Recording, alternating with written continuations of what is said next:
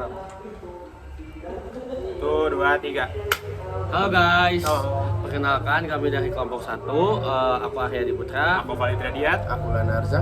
Ya, di sini kita akan menjelaskan analisis STP dan mix marketing Coca-Cola. Yang pertama, kita akan menjelaskan apa sih analisis segmenting, targeting, and positioning. Yang pertama, segmenting itu sendiri dibagi menjadi 3. Yang pertama ada demografi, gaya hidup, dan geografis. Nah, demografis itu apa sih? Nah, demografis itu sendiri dibagi menjadi 2, yaitu usia. Nah, Coca-Cola menargetkan segmen konsumen dari berbagai kelompok usia, mulai dari kalangan muda, dewasa, hingga lansia. Contohnya, produk seperti Coca-Cola atau Sprite yang lebih menyasar ke konsumen muda. Kemudian, Diet Coke atau produk rendah kalori lainnya lebih menarik bagi konsumen yang lebih tua karena mereka lebih peduli tentang kesehatan. Yang kedua, jenis kelamin. Nah, beberapa kampanye pemasaran Coca-Cola ditujukan pada jenis kelamin tertentu tergantung pada karakteristik produk itu sendiri dan pesan-pesan yang ingin Coca-Cola itu sampaikan. Kemudian gaya hidup. Nah, Coca-Cola itu menyasar konsumen berdasarkan gaya hidup mereka, seperti mereka yang aktif dan berpartisipasi dalam kegiatan olahraga atau kegiatan sosial. Kemudian kampanye pemasaran dapat difokuskan pada momen-momen kebersamaan dan kegembiraan yang sering diidentifikasi dengan brand Coca-Cola itu sendiri. Kemudian yang terakhir ada geografis. Coca-Cola melakukan penyesuaian geografis dengan menyediakan produk dan kampanye pemasaran yang sesuai dengan preferensi lokal. Misalnya, rasa minuman Coca-Cola dapat diubah dan disesuaikan dengan selera lokal di berbagai negara atau wilayah. Nextnya akan dijelaskan oleh Fadli Triadiat mengenai targeting. Oke, untuk targeting sendiri, Coca-Cola menargetkan remaja dan juga yang dewasa muda yang aktif secara sosial, dan juga menekankan kepada kesegaran kebersamaan dalam kampanye-kampanye mereka. Nah, untuk hal ini kita bisa lihat dari kampanye-kampanye yang Coca-Cola lakukan, mereka lebih menyasar kepada anak-anak muda dan juga orang yang dewasa muda. Selain itu, Coca-Cola juga menargetkan kepada pasar global, menjadikan merek ini tersedia di hampir setiap negara di dunia, baik melalui distribusi langsung maupun melalui mitra distribusi lokal. Nah, untuk targeting sendiri kita bisa lihat Coca-Cola melakukan beberapa strategi penargetan. Yang pertama ada strategi diferensiasi, di mana Coca-Cola berhasil menjaga rasa yang unik dan mengelola cita rasa merek dan merespon perubahan pasar yang telah membuat mereka tetap menjadi pemimpin di industri ini. Selain itu, yang kedua ada strategi konsentrasi, di mana segmentasi pasar dari Coca-Cola itu lebih memperhatikan segmen-segmen yang lebih kecil, di mana contohnya itu mereka menciptakan produk-produk yang untuk segmen tertentu yang sehingga menciptakan minuman yang lebih rendah kalori untuk konsumen yang peduli terhadap kesehatan. Selain itu, strategi penyebaran. Nah, untuk strategi penyebaran ini yang dimaksud itu adalah Coca-Cola mengakomodasi beberapa segmen tertentu. Nah, dari kombinasi dari cakupan global ataupun adaptasi lokal dan juga inovasi produk, menciptakan produk-produk yang inovasi. Selain itu, hal ini juga memungkinkan Coca-Cola untuk tetap menjadi salah satu merek minuman yang ringan paling sukses dikenal di seluruh dunia. Nah, untuk selanjutnya ada positioning yang akan dijelaskan oleh Lana. Betul. Oke.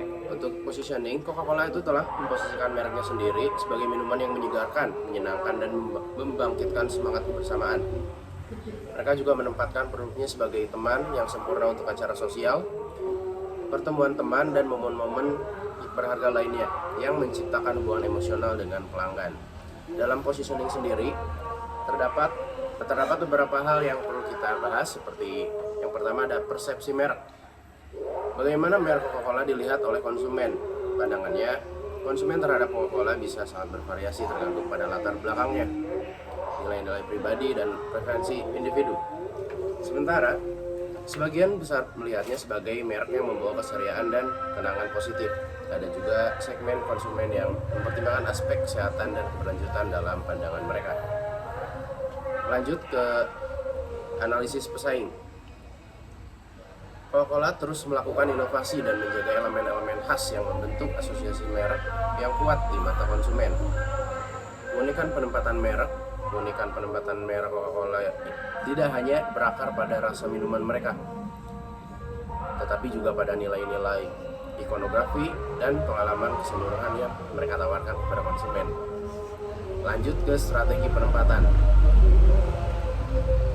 Penggunaan elemen emosional dalam penempatan Coca-Cola seringkali menekankan momen kebahagiaan, dan koneksi sosial dalam kampanye pemasaran mereka. Iklan mereka sering menampilkan gambar-gambar yang merayakan momen berbagi, bersatu, bersenang-senang bersama teman dan keluarga. Oke, selanjutnya setelah segmenting, targeting, positioning mengenai Coca-Cola, akan ada penjelasan berikutnya yaitu mengenai mix marketing Coca-Cola.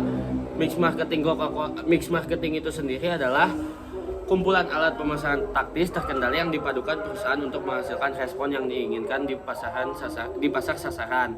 Itu menurut pakar manajemen yaitu pakar pemasaran Philip Kotler. Marketing mix merupakan kegiatan pemasaran yang dilakukan secara terpadu. Nah, mix marketing itu dibagi menjadi 7 atau disingkat 7P, yaitu yang pertama ada product, price, promotion, place, physical evidence, people, and process. Nah, di sini aku ingin menjelaskan product and price dulu ya guys. Oke guys, produk. Dalam hal produk, Coca-Cola memiliki banyak jenisnya.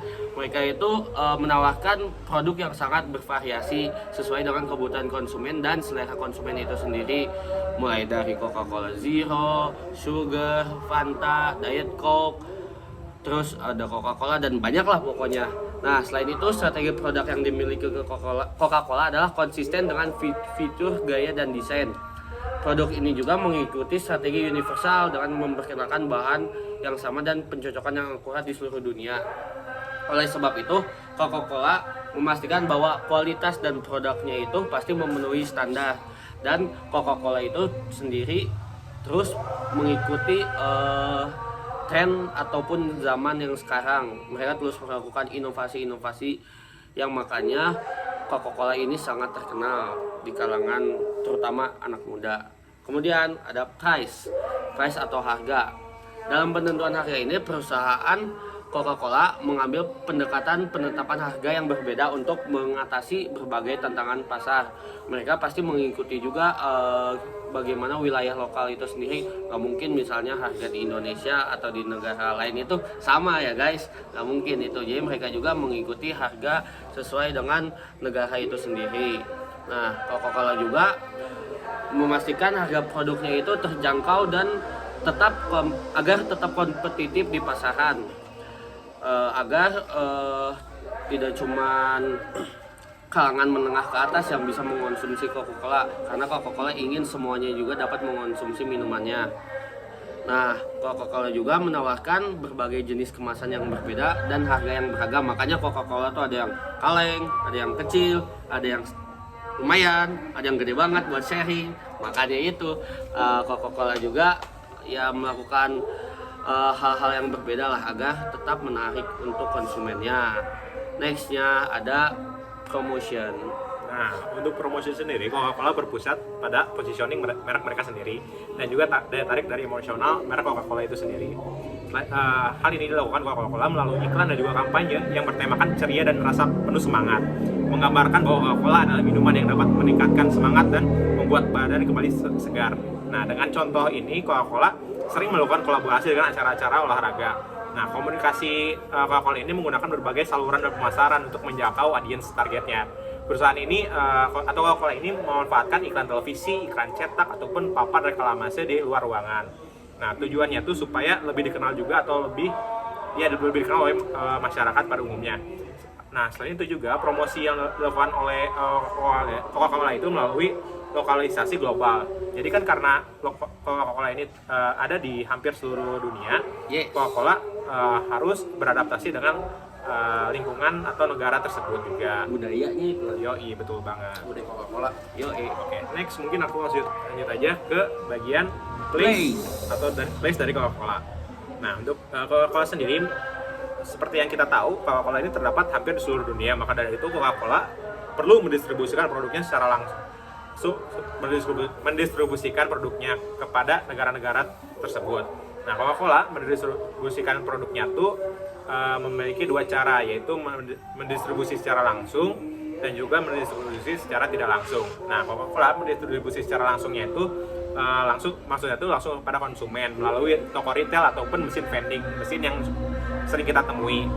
Sementara untuk indirect distribution atau distribusi secara tidak langsung itu melalui saluran distribusi yang lebih panjang, seperti melalui distributor ataupun grosir, lalu disalurkan kepada pedagang kecil, lalu sampai kepada konsumen.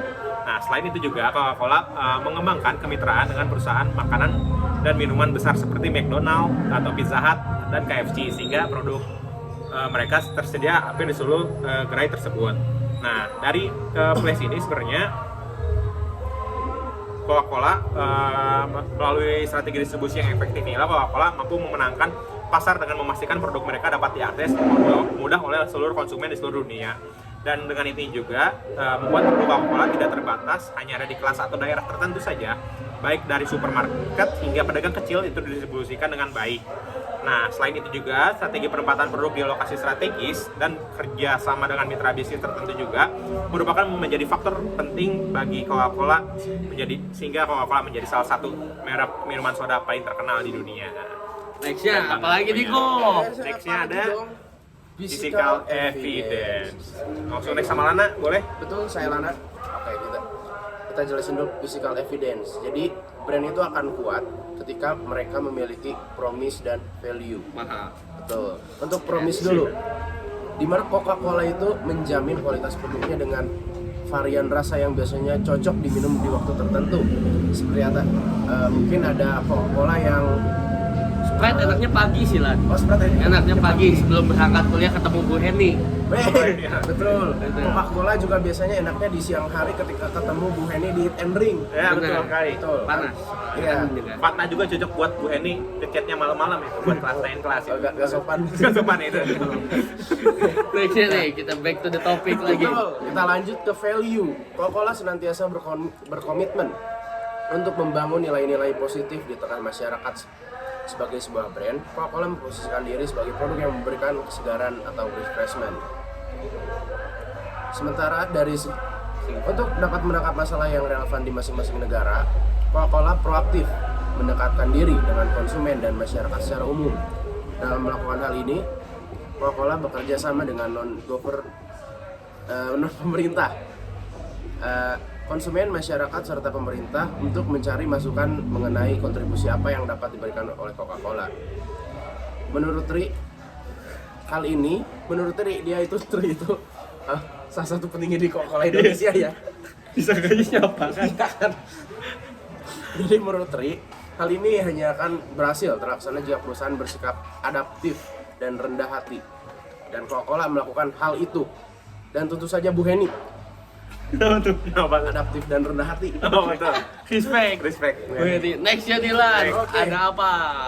Ada people. Ada pipa. Pipa Ini- tuh apa sih Lan? Kalian udah lihat di PowerPoint ini ada Ya.